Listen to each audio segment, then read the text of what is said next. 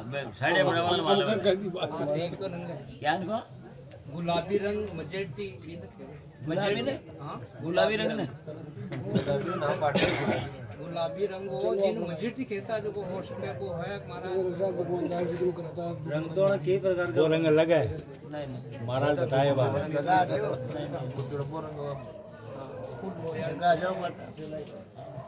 रंगाला ने कहता मजेटी दे दो ई वास्ते याद आ गई नहीं थे तो था उतर कर दी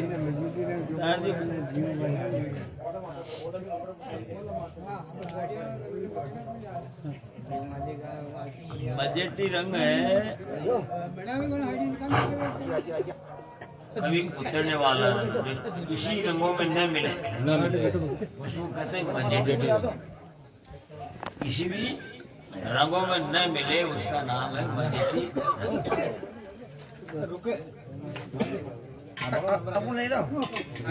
सदगुरु आपके सत्संग में मारे लागे मजेटी रंग फिर कर्म उपासना करके पहले दूर किया मलजल। अब है वो मजेटी रंग नहीं उतरने लगा वो साफ कैसे किया? कर्म उपासना पहले कर्म फिर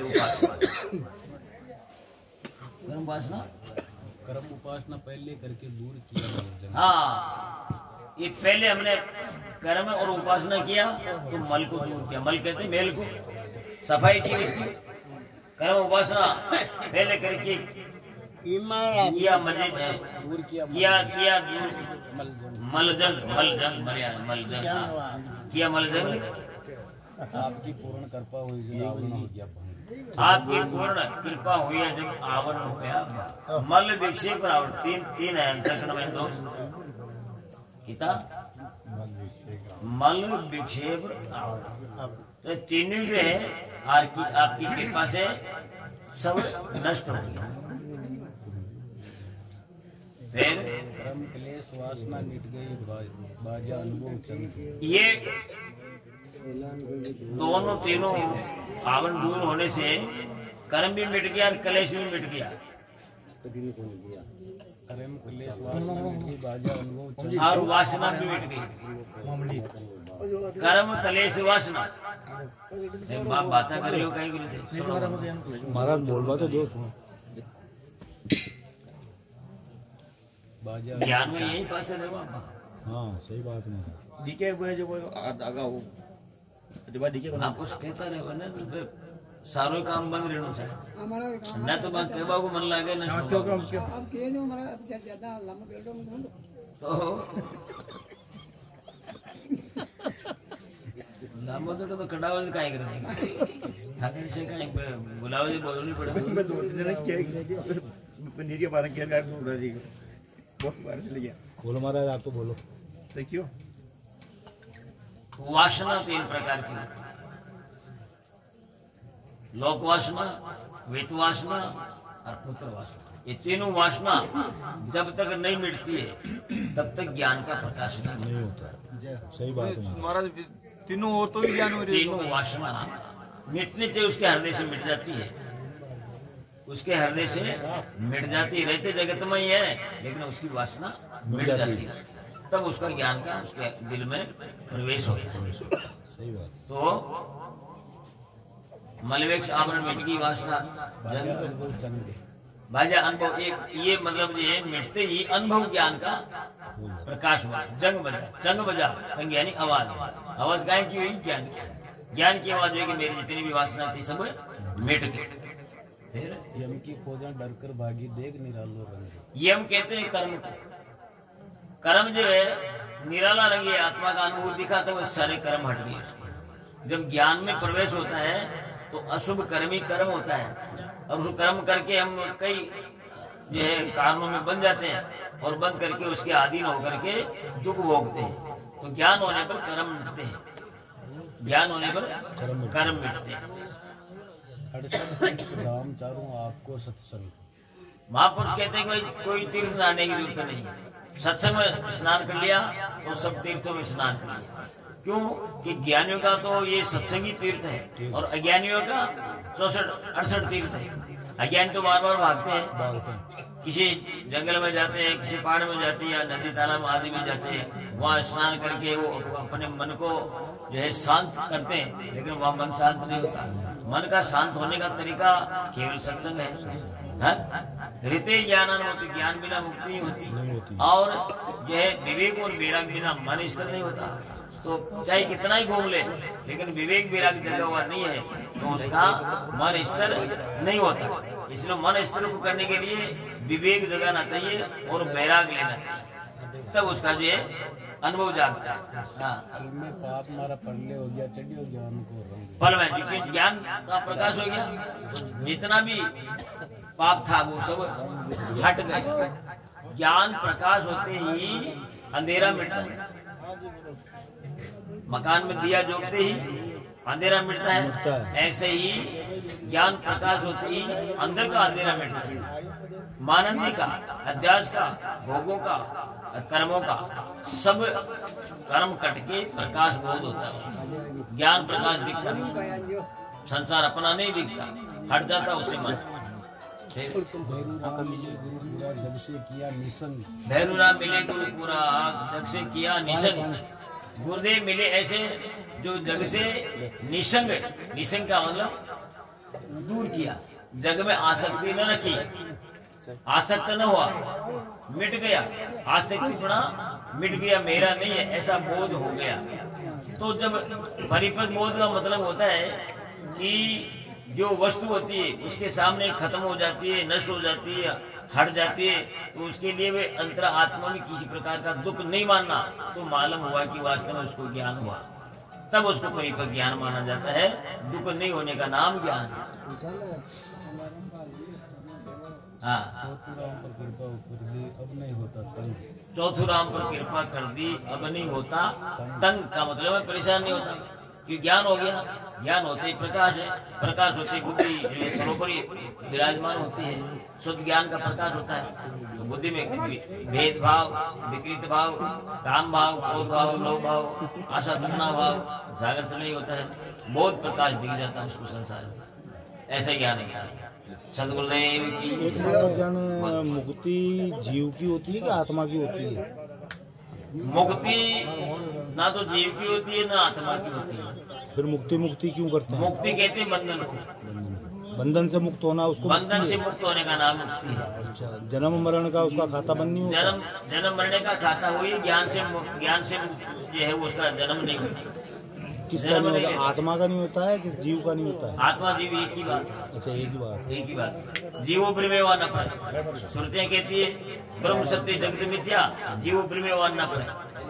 जीव ब्रह्म परे नहीं, जगत मिथ्या है, ब्रह्म सत्य है, आत्मा सत्य है। मिथ्या कब है? हमारी हम जब मुक्त हो जाते हैं तो जगत पीछे दिखता नहीं है। मुक्त आदमी को जगत की जरूरत नहीं पड़ती है। अभी तो वर्तमान में है सबके लिए, लेकिन जो मुक्त हो जाता है उसके लिए उसको कोई जरूरत ही नहीं है, उसको छोड़ना पड़ता है, इसलिए वो मिथ्या है। छोड़ दिया मिथ्या है, और उड़ जावे तो सत्य है। उसे हट गया, मोहाशक्ति मिट गई तो वो मिथ्या है।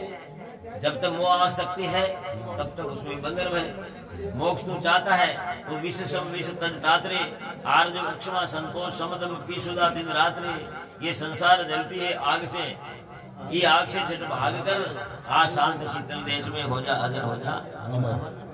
पृथ्वी नहीं, जल भी नहीं, नहीं अग्नि तू नहीं है कौन, ये पांच तत्व तो नहीं है।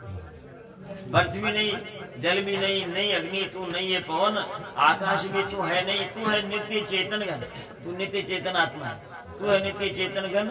इन पांचों का साक्षी, इन पांचों का साक्षी तू पांचों को जानता है। ये पांच तेरे को नहीं जानता, तू जानता है। जड़ नहीं जानता, चेतन जानता है। इन पांचों का साक्षी सदा निर्लेप है, तू सर्व पर, तू सबसे प्यारा निर्लेप न्यारा है।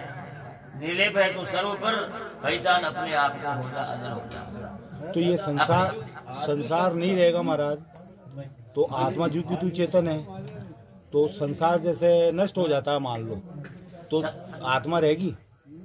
आत्मा ही अमर है और संसार भी अमर ही है। अच्छा, जो जिसकी आत्मा अमर हो गई, मुक्त हो गई, तो पीछे तो जगत ही है, पीछे तो जगत है ना, लेकिन वो मुक्त हो गया। अब उसका मतलब उसके पीछे कुछ नहीं हटता, उसके पीछे कुछ जगत कुछ नहीं हटता, वो भस्म है, वो संसार से परे है। वो संसार से परे है। तो इसलिए उसके सामने ये संसार क्या है? मिथ्या है। क्या है? जन्म तो इसको छोड़ना पड़ता है। हाँ, उसको छोड़ना पड़ेगा। उसका जन्म तो होगा ना, है?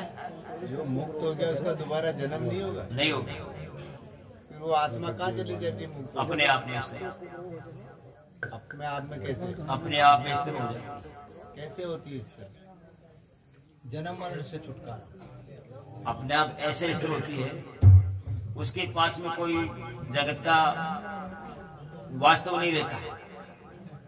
बीज को बूंद दिया, चने के बीज को, चने के बीज को बूंद दिया, समझ रहे हो? अब उसको उगाओगे आप, उगेगा क्या? फिर एक वजन भी ऐसे क्यों कहा उसमें कि बूंदे आम दिया दुर्योधन, तो बूंदे आम फिर क्या? देखो ऐसी बात है, शब्दों की ज्ञान में चलो, बाहर की ज्ञान में चलो। आध्यात्मिक ज्ञान में चल रहे हो तो बाहरी ज्ञान बंद करो। ये बाहरी ज्ञान है, लौकिक ज्ञान है। लौकिक ज्ञान के आध्यात्मिक ज्ञान के बड़ा अंतर है।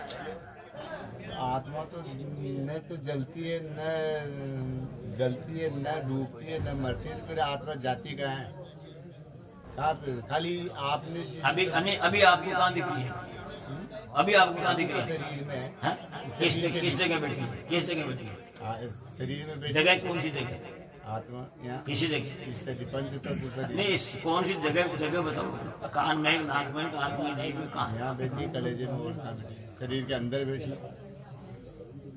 जगह तो बताओ। जगह ही तो बता रहा हूँ। कहाँ ये जगह तो कलेजा बोल रहे हो तुम? ये जगह नहीं तो तो कलेजा बोल रहे हो, आत्मा बताओ। पंच तत्व शरीर जगह नहीं तो क्या है? ये ये तो पूरा ब्रह्मांड है, ऐसे तो पांच तत्व है। ऐसे पूरा ब्रह्मांड ही यहाँ बैठी है। फिर ये भिन्न ये भिन्न पूरा ब्रह्मांड। भिन्न जगहों में क्यों आ रखा है? भीड़ में तो आत्मा अनंत है, हैं? जीव अनंत है। मुक्त होने के बाद भी तो जन्म मुक्त होने की मुक्त कहाँ से होता है? आप ही तो बता रहे हो। मुक्त हो गया तो फिर उसके पास में क्या रहेगा? कुछ नहीं रहेगा। भाई बीज को बूंद दिया, अब उग नहीं सकता। चने के बीज को बूंद दिया, अब उगाओगे तो उगेगा क्या? तो फिर वो आत्मा भी तो जीव की तू चेतन है ना महाराज। जब संसार ही खत्म हो जाएगा तो आत्मा तो रहेगी ना। उसके स्वरूप में अपने आप है। उसका मतलब अच्छा अपने आप में ही रहेगी वो। अपने आप है, उसके पास कुछ नहीं है। तो ये शरीर को चला रही है, आत्मा चला रही है। अगर ये सारे शरीर ही खत्म हो जाएंगे तो आत्मा तो जीव की तू रहेगी। आत्मा जो की तो ये जो नष्ट होने वाली वस्तु है, तत्व जो है परिवर्तन होते हैं, वो नष्ट होते हैं। आत्मा जो की इसलिए तो आत्मा को भी रहने के लिए उसको अमर कहा गया है। आत्मा को भी रहने के लिए कुछ चाहिए? कुछ नहीं चाहिए। आसरा रख लिया तो फिर जगह मांगोगे आप? जगह खत्म कर दी उसने रहने की। इस प्रकाश जो दिख रहा है आपका, ये प्रकाश कितना जगह घेर रखा है? कैसा दिख रहा है? प्रकाश तो चारों तरफ ही प्रकाश दिख रहा है क्या आपको? अभी तो नहीं दिख रहा है। हो रहा है ना प्रकाश? ये दिख तो रहा इसका है। नहीं, आपको प्रकाश दिख रहा है क्या? नहीं, ये इसका तो लाइट का तो दिख ही रहा है। प्रकाश दिख रहा है क्या आपको? हाँ, कहाँ दिख रहा है? ये लाइट का दिख रहा है। कैसे दिख रहा है? तो ये जमीन दिख रही है, मकान दिख रही है। वो तो सारे दिखेंगे प्रकाश के अंदर। तो अंधेरे में तो कुछ दिखेगा ही नहीं ना महाराज। अंधेरा हो जाएगा तो कुछ नहीं दिखेगा। तो फिर अंधेरा हो जाता तभी तो यही ज्ञान है। जब आपको ज्ञान प्रकाश नहीं दिख रहा है दृष्टि से, तो ये प्रतीति भाई जैसे आत्मा जैसे चेतन बताई है, मेरा थोड़ा वैसे है कि जैसे संसार ही खत्म हो जाएगा, आत्मा तो सब में व्यापक है, जानवरों में भी है, तो शरीर में भी है, मनुष्य में भी है। संसार कभी खत्म नहीं होता, अलोप ना हुआ। आत्मा कभी खत्म नहीं होती। दोनों चीज अमर है। दोनों चीज, एक तो है जड़ तत्व से अमर और एक है ज्ञान दृष्टि से अमर। एक तो ज्ञान स्वरूप से अमर है, एक जड़ स्वरूप से अमर है। तो अपने उसको माने ज्ञान स्वरूप से जो है, ये ज्ञान स्वरूप पे अमर आत्मा है। बिल्कुल सही बात है। हाँ, ये जो मरता है जाता है उनसे वो कोई वो नहीं है। शरीर छोड़ दिया, हाँ, जब तक उसकी वासना नहीं मिटती है तब तक तो जन्म लेता वो रहेगा। लेता रहेगा। और उसकी वासना मिट गई तो वासना खत्म, वासना कहते हैं वासना मिट गई हाँ, फिर हाँ, उसकी मुक्ति होना है। वही तो मुक्त है। हाँ, वही मुक्त है। सही है। भाई चने के बीज को बूंद दिया, हाँ, फिर वो उगेगा ही नहीं। शरीर तो दिखता है, चना तो दिखता है, लेकिन अब उगने की क्रिया उसमें रही नहीं। जो उगने की क्रिया थी बीज में, अंकुर फूटने वाली क्रिया थी, वो खत्म हो गई। खत्म हो गई। चना तो दिख रहा है, ये जगत तो दिख रहा है, लेकिन मुक्त होने वाली जो क्रिया थी, जन्म लेने वाली वो क्रिया थी वो खत्म हो गई, वासना रही नहीं, फिर जन्म कहाँ से लेगा। मेरे को बीड़ी पीने की आदत है मैं तो पीऊंगा, और नहीं पीने की आदत है तो नहीं पीऊंगा, नहीं पीऊंगा। यहाँ नहीं पीने देगा तो बाहर जाऊंगा, मैं न तो पीऊंगा न बाहर जाऊंगा तो क्या करूंगा, मस्त होकर के बैठा रहूंगा। मेरे पास कोई वासना ही नहीं रही तो मैं क्यों जाऊंगा, क्यों उधर जाऊंगा, डाउन डोल क्यों होऊंगा, मैं मेरी स्थिति में स्थिर रहूंगा। यही तो मुक्ति है, ज्ञान का नाम मुक्ति है, ज्ञान का नाम। महाराज एक प्रश्न है कोई कहाँ चली जाती है आत्मा अमर, आप कहते मुक्त होके चली जाती है, कहाँ जाके रुकती है फिर वो मुक्त?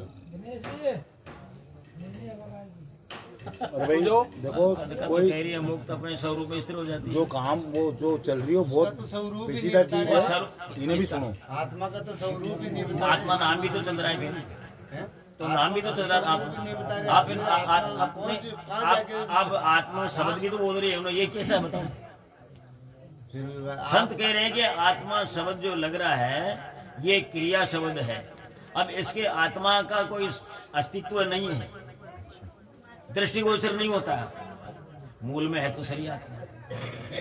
अब ये भी बोल रहे आप मूल में है, मूल में तो आप है, कह रहे हैं कि इसका दृष्टिगोचर नहीं, नहीं बाहर है। के चरम कैसे नहीं है दृष्टि, दृष्टिगोचर? बाहर चरम की दृष्टि से नहीं दिखती, तत्व उसके सहयोग नहीं कर सकता, जड़ तत्व उसको बंधन नहीं कर सकता मुक्त होने पर। तो यही तो कह रहे हो, मुक्त होके वो कहाँ विलीन होती है, कहाँ जाती है? लीन किस में होना है, फिर वो लीन होने की जगह कहाँ है, उसको अपने आप में मतलब उसका महाराज का कहना है भाई उसका अपने जन्म आप मरण में खत्म हो स्थित जाता है। लीन का ही में होना है। उसके बाद जन्म मरण का था, एक बच्चा जन्मता, फिर कई जगह ये दृष्टांत था कि मैं उसकी माँ के, ये मेरा बेटा है, अब कई जगह स्पष्ट बता रहा है वो। हाँ, खैर, वो मैंने भी है। मैं पहले इस माँ के जन्म लिया था और अब मैं इस माँ के जन्म ले रखा हूँ। हाँ, हाँ। मेरे बाप का नाम ये था और अब ये है। तो ये क्या है, क्यों ये क्या है, कैसे फिर वो मुक्त क्यों नहीं हुआ? ये- फिर उसने जन्म क्यों ले लिया? ये मुक्त वाली बात थोड़ी है, तो जन्म ले लिया जो मुक्त वाली बात थोड़ी है। तुम्हारा जन्म जन्म तो अपने भी ले रही है, आत्मा अब का आगे लेंगे जन्म। आत्मा मुक्त हो रही है तो फिर वो वो विलीन मुक्त, कहाँ हो रही है? उनकी सर? मुक्त नहीं हुई, जो जन्म ले रहे हैं उसकी मुक्ति नहीं हुई, मुक्त नहीं हुई, जो जन्म ले रहे हैं मुक्त कहाँ हुए। पासली याद आ रही है जी, याद आ रही है ना पासली, तो फिर मुक्त कटू होगी। पाछली याद आ रही है तो मुक्त कटो होगी। हाँ तो आई तो मैं कह रहा हूँ मुक्त तो नहीं हुई। प्रारब्ध पहले बना पीछे बना शरीर, तो प्रारब्ध तो पहले लिखा जा रहा है, फिर भी वो जन्म ले फिर प्रारब्ध में क्यों नहीं लिखा गया कि तू मुक्त हो जा? बिल्कुल भूल गया। प्रारब्ध में क्यों नहीं लिखा गया कि तू तो जन्म लेते मुक्त हो जाएगा? तो प्रारब्ध पंचतत्व नाम शरीर को पहले जन्म दे रहा है, उसके पहले ही उसका प्रारब्ध लिखा जा रहा है। मेरी बात सुनो, मेरी बात, जी आपसे बात नहीं मेरी बात सुनो। आप रुको रुको। प्रारब्ध कहते हैं कर्म को, प्रारब्ध कर्म बना हुआ है, तब दूसरे जन्म लेगा। राम जी थोड़ी भी क्या है, प्रारब्ध है तो आगे कर्म जन्म लेगा, प्रारब्ध नहीं है, प्रारब्ध नहीं है तो जन्म नहीं है। पहले प्रारब्ध बना, पहले प्रारब्ध बना किसके सहयोग से बना? पहले के सहयोग से, पहले के शरीर के सहयोग से प्रारब्ध बना, उस प्रारब्ध का फल दूसरे शरीर में भोगना पड़ेगा। हाँ, जब वो जन्म लेगा दोबारा। तो प्यार इस जन्म ये में प्रारब्ध को मिटना है ज्ञान से, हाँ ये प्रारब्ध मिट जाता है ज्ञान से तो मुक्ति होती है। मुक्ति तो आप बता रहे हैं, लेकिन मुक्त होकर किसमें मिली? इसमें मिलना नहीं है, यहीं का यहीं रहना है, मगर वो मुक्ति उसी की होती अरे है। मिलने की बात होगी तो फिर बात ही खत्म। ये समझो, टाइम लागेगा समझो। चलो महाराज हरिओम। सतगुरुदेव की जय।